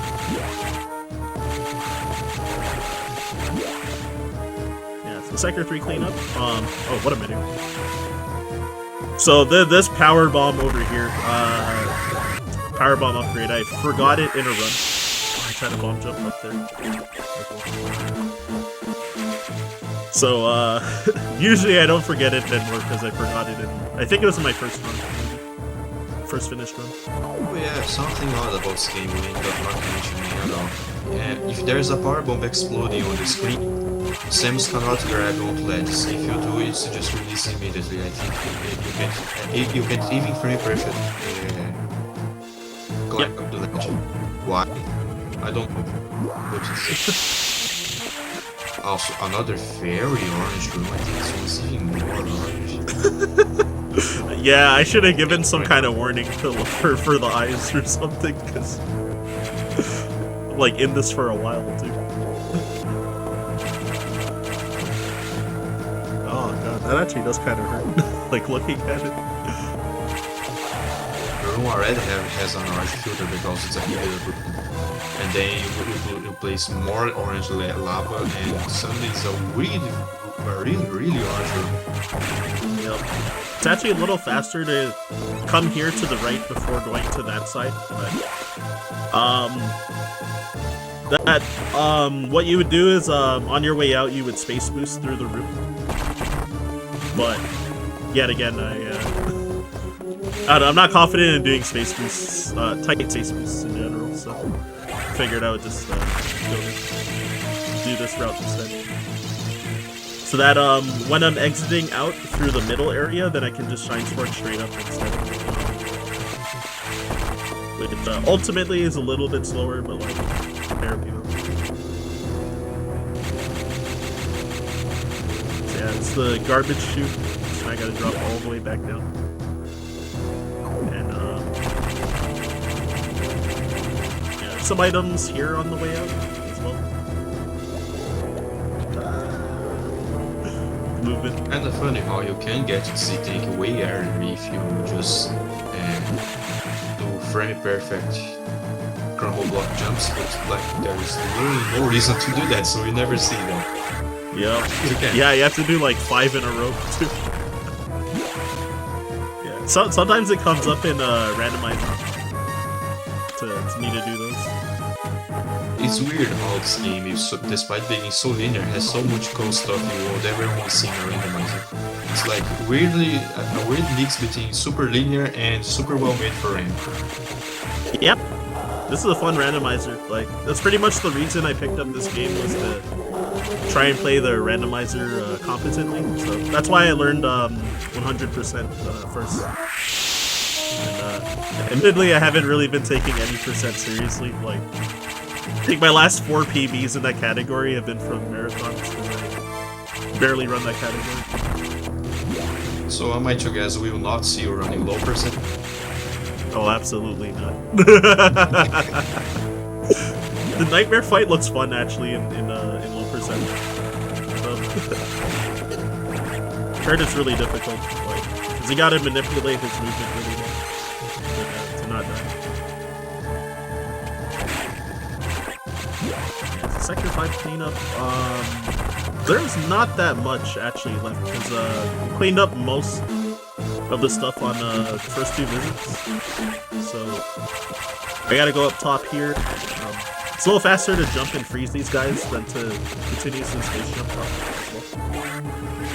And then Shine Spark back here. There's some speed blocks over here. There's a power bomb. So you need a Shine Spark or a Space Boost. Need to work. Yeah, I think you can get that missile expansion way early in the run, and even before that run gets trashed by night. But then if you use bombs all over the place, you realize, oh, there's a speed booster block. But there's no way to actually get speed booster at all if you ride heavy, because there's no room. So only after the room is trashed out by Nightmare, you can actually do the speed booster and get the power. Yep, exactly. Alright, that's Sector 5 done. So yeah, Sector 6 is generally the run killer for cleanup in this category. So, wait, why am I power bombing? Oops. Acting like it's my first visit here. So I'm gonna try this space boost. Never mind. I'll try it one more time, actually. So this space boost is kind of swag. So normally you would shoot that door open and then jump and start space jumping with your speed booster so that you can get this power bomb. If you do the safe strat of just Shine Sparking all the way into the room, and then doing a second Shine Spark straight up from the ground on the bottom floor, I think it's like 12 seconds slower to do the safer strat. The bottom part of this room was made apparently super very to expectations. You'll see a ramp to build up the speed booster, and a few blocks to think, oh, they must be crumble blocks. But they're actually speed blocks. So if you speed booster towards them, you just fall. And it's like the absolute inverse of a crumble block puzzle. We're not supposed to get speed booster to speed.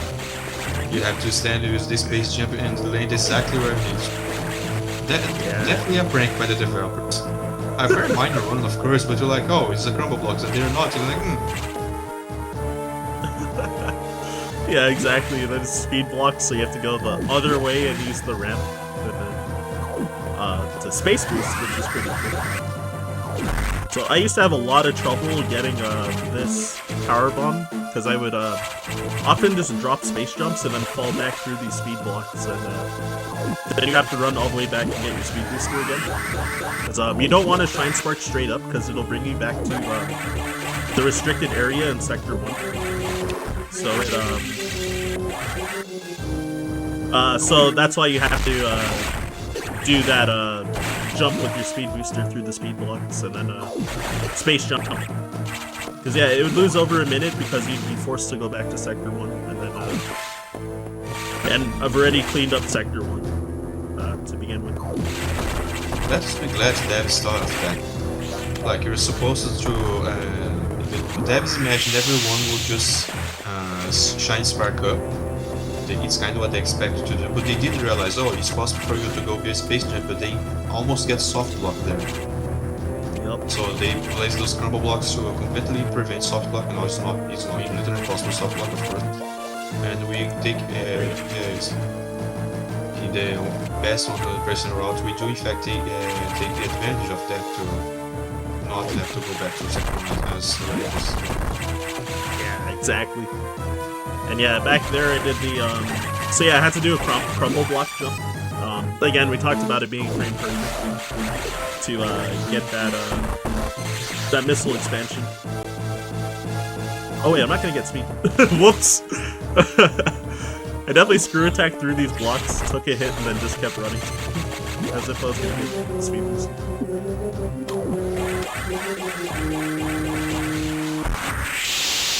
Oh wow, I was too early by a frame, I think. That's fine though. This might be one of the most annoying runs in the game. You have to bomb some very specific place to create a bridge. But if you bomb the wrong place, yeah, there are vertical many vertical of just weird. I don't even know what they're called. Yeah, those like vertical pillars, I guess. Like the metal pillars. Yeah, if you just shoot with your wave beam, you turn on about 1 beam of them at the same time. So you're supposed to bomb some very specific bombs. Is that exactly guaranteed, or did we just witness a rarity? Yeah, that was a rare drop. I just got lucky. I've never seen one there before until now. As I say, it's super common to go well over 10 runs of Metroid Fusion in a row where a stray red X do not spawn because the dropping rate is really low. So we just use a rarity on stream, guys. Yeah, it's like pretty rare to... Yeah, exactly. It's pretty rare to see one in the whole run, like... in general. So yeah, through Sector 6, that was overall pretty good. Just kind of a rough start on the space. Oh, as far as I know, Sector 4 is already done. It's the only sector without a real cleanup segment. So it hardest, the hardest cleanup room. I'm just kidding.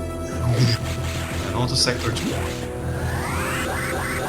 Yeah, sometimes people have a split there as a meme, being like Sector 4 cleanup. For this one. Like 20 seconds split or something.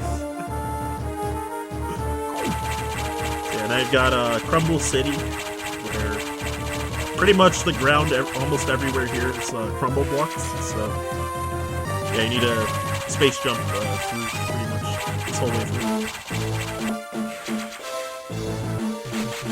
But it's pretty tight, because the space jump in this game kind of sucks, because you have to be falling for at least 15 frames at 60 frames per second to be able to do another space jump, so yeah, it's like a quarter of a second. In other words, it's the least annoying crumble block bug. If it's the least annoying, imagine the most annoying.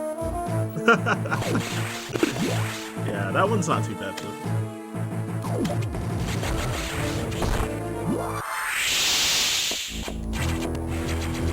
Alright, just making sure not to forget anything. Yeah, also that one missile I grabbed when I was leaving Sector 1 and I came to Sector 2. You could grab it here at this point as well if you wanted for routing. I forgot which one's the fastest though. I'd have to ask like JRP again or Scotty or something. So I know JRP told me, but I actually forgot.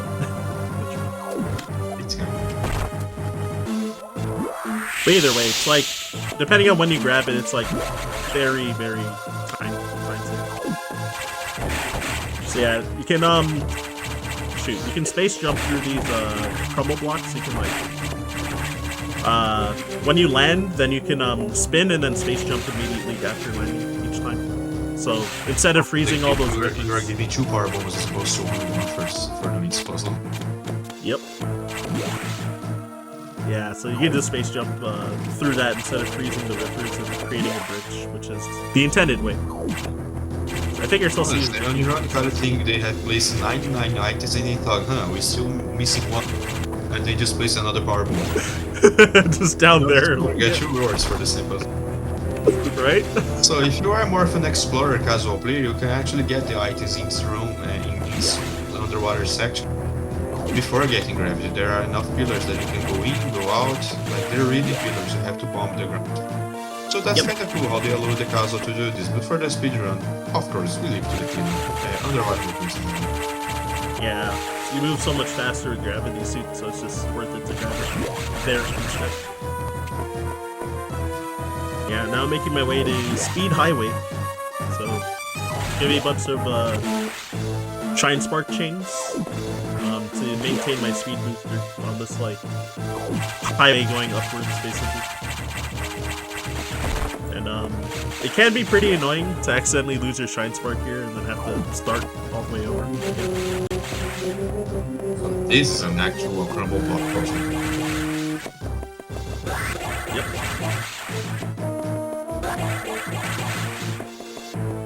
Yeah, in addition to make myself stand up faster whenever I store the Shine Spark,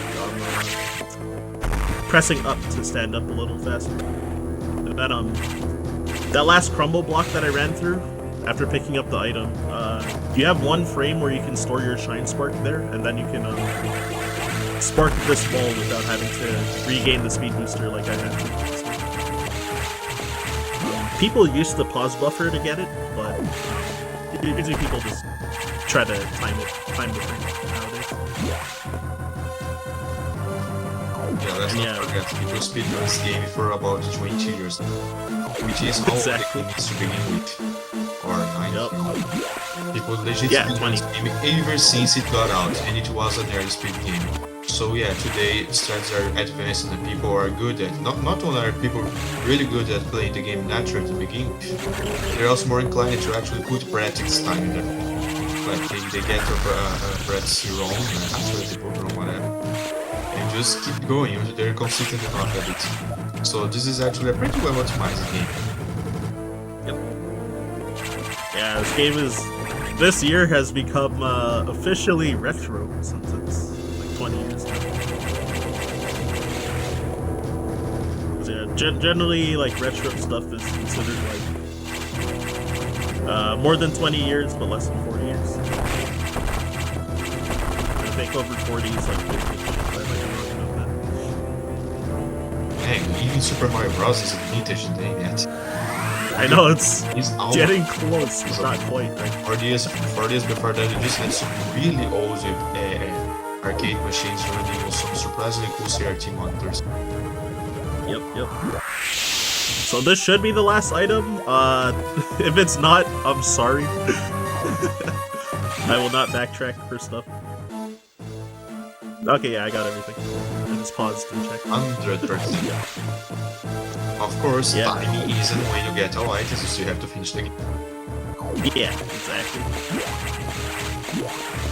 There's oh shoot, what was I gonna say about it? Oh yeah, so you can like check your like which items you got if you beaten the game once and continue on that same file. So since Kyle mentioned at the start that I started a new game from a completed file, then to skip the intro cutscene, then yeah, you can also check your progress on the pause screen too. So the bad news is we are in the longest cutscene of the game. It takes a while for this to finish. The good news is this is right at the end of the game, so if you're a speedrunner in the game, you do have to skip a lot of cutscenes, but the absolute largest cutscene, you only really need to face it if you really want to finish the run. Like, oh, I'm in PB pace, of course I'm going to face the cutscene. Yep. Otherwise you just reset before this one and do not have to keep looking at it so long. Yep. Yeah, if you want to explain the lore too, then by all means. Oh yeah, actually, it's kinda cool, maybe it's the exact inverse of cool actually, how the Metroid Fusion was not a very well translated game. Like for 19 years, everyone thought that when this game says Galactic Federation, it means that the entire Galactic Federation, like, we often tend to think of the Galactic Federation as a police or something. And this game makes it very clear, on the translated version, makes it very clear that the Galactic Federation is like cloning Metroids and attempting to capture the Samus Aran X. And if they attempt to capture the Samus Aran X, they will essentially destroy the world, because they destroy the universe, the galaxy. Because they cannot capture SAX, and the X will use them to spread to the entire universe. So we tend to think of the Galactic Federation as like a single police doing things. And when Metroid Dread was announced, everyone thought, huh, why Samus work with the Galactic Federation when Metroid Fusion 8 made it clear she's a fugitive? This result of people finally looking back to the original version of the game. It turns out in the Japanese version, which is the original text despite being a later release, it's made very clear that the Galactic Federation is like an entire government, much bigger, and that the people responsible for the shady actions are just a minor rogue section of the Galactic Federation. So Sam's work with the Galactic Federation isn't so universal. It's just one part of the Galactic Federation that happens to be in charge of Sam's mission. Sorry, I talked so much. I ended up eating the entire SAX. That's fine. I missed every double too. Oh my god. Propulsion sequence activated. That one, getting the doubles and that one was to not tell that me, hey, hard. Kai, talk about Metroid lore. I go overboard. I really like Metroid lore. Oh, that's cool. I'm also learning stuff while you're talking about it. So. It's like little bits and pieces like in between that I didn't know. The other end also has a Rogue Galaxy Federation part that is cloning Metroids and such, and we think, oh, that's the entire Galaxy Federation, but the Japanese version makes it very clear that it's not. It just wasn't translated properly. It's not that bad mistranslation, it's just a bad translation. Makes sense. As a bilingual person, sometimes translates even from Portuguese to English is surprisingly hard, like you have to adjust a few words. So I can only imagine that for Japanese it must be a nightmare to do. Escape Spark? Was that it? I don't know. Nah. I pressed it a frame too late. It was 1 frame late. I tried. So the it real seems like thing a second. is this large guy over here. He gives you an attack that always leaves you with 1 health. Like, obviously we did not just survive with 1 health per luck. Because otherwise we would have taken like well over 50. I have 1,500 damage. Right? No, the boss actually is programmed to just leave you with 1 health, no matter how much I had before him. You don't die if you have 1 health, you just keeps an attack that deals 0 damage. And then there's the kill you, because there's Samus there, you use the ground as a reference, mash B, and up. Boss is there, time is coming up. Is the frame Samus entered the ship? Yeah, when the tractor beam It's touches over. Samus, then it's time. Time. Hey! I have no idea what the time was either. I don't have a timer up at all. But Oh, I don't have either. What was the time, chat? yo, thanks for the GG as well. Oh, let me say this to a GG, Ryan. That was a very nice run. Okay, the timer didn't stop, but I assume it was like a 148, like a low 148. Also, yo, thanks Kyle for the GG. Okay, that's not bad. Yeah, my PB currently is like a, oh god, what is it now? 136 something. It's like a low 130 or 146, sorry. So 148 is 0 seconds, really? 148 flat, that's so funny. That doesn't Okay.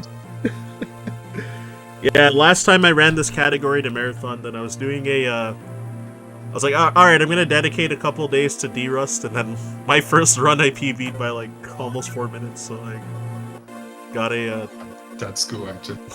low 146. Before that, my PB was like a 150 flat, so like 150.00 before. And then yeah, I think I PB'd by like 3 minutes and like 50 seconds or something like that. So. And since then, all my runs have been really behind compared to those splits. So I'd have to practice again if I wanted to get better. All right, but anyway, yeah, I guess I'll just say some closing stuff and then hand it off to you, Kyle. Yeah, so I hope you all enjoyed. Type !donate if you want to donate as well here. Additionally, if you want to shoot me a follow, I'm at Ryan_Ford522. So my full name and the numbers. Yeah, I stream a variety of games. I speedrun like 8 different games, so I in like 30 different categories between them. So a lot of variety stuff and casual games and rarely Smash Bros. Melee, but sometimes. And yeah, again, hope y'all enjoyed. And Kyle, if there's anything you want to say, go ahead. Oh, thank you for offering to commentate, by the way. You're welcome, and thank you for having me here. Actually, I know you are used to running on marathons, so I thought you would not need a commentator. But they said, hey, might as well offer because I would love to commentate on really longathon because I really enjoy watching. I'm struggling to say RRLAT. I just say really longathon every time. Sorry. So yeah, I hope I did a good job commentating. Again, I'm not very familiar 100%, so sorry for being quieter towards the end. But I hope I did a good job. Also, I hope my English was good enough. I am quite confident in my English, but it's not my native language, so I do hope that was good enough. Yeah, time to find me. And, and thank you all for having me. It was really an honor to comment on really longathon. I love this marathon. It's so cool. That's all I have to say.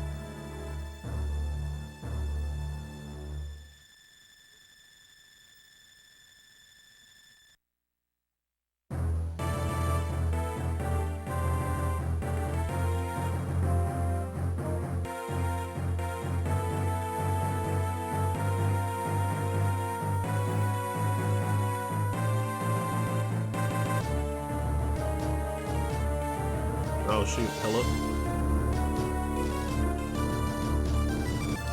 Kyle, where'd you go? What? I'm here. Oh, yeah, it cut off abruptly, so... I just had nothing else to say. Sorry, I just say thank you all for having me.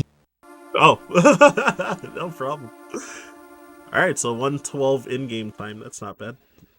Alright, everybody, catch you later. Well, see you all. I stay here.